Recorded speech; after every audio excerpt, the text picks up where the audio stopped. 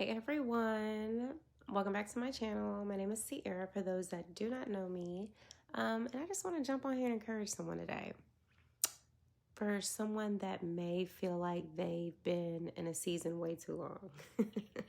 And you looking at the clock like, come on, Lord, what we doing here? I think the hardest part of the journey isn't just the battle, it's the waiting for the doors to open, waiting for prayers to be answered, waiting for that next chapter when it feels like you've been on the same page for way too long.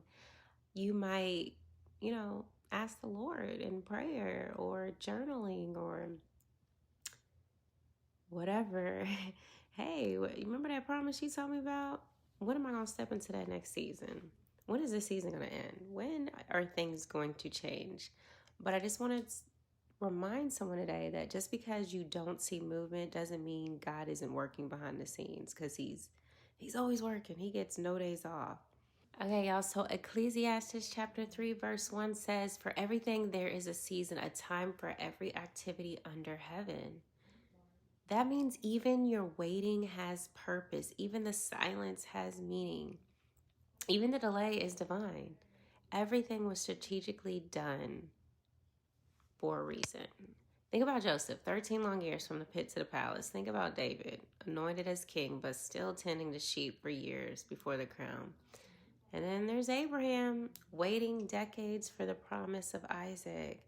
But he kind of got impatient and did his own thing on the side too. But yet, in every long season, God was shaping them, He was preparing them, and He was positioning them for something so much greater than they could ever imagine. And we even see in Isaiah chapter 40, verse 31, where God tells us, "But those who trust in the Lord will find new strength. They will soar high on wings like eagles. They will run and not grow weary, and they will walk and not faint."